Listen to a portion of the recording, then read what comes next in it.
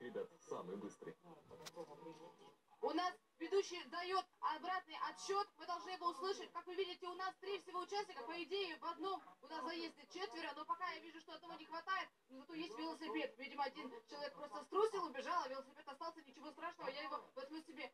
Давайте послушаем, как у нас приветствуют болельщики наших первых удальцов и наш первый заезд. И где же у нас старт? 3, 2, 1. Внимание! Побежали, друзья! Посмотрите, люди немножко растерялся.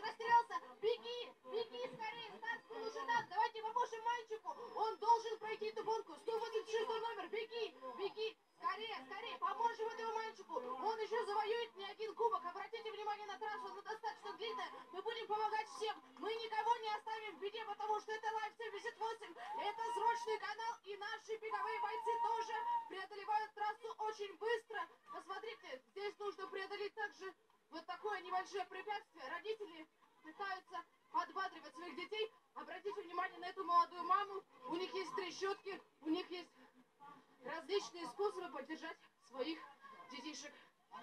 Итак, как говорится, хороший велосипедист на дороге не валяется.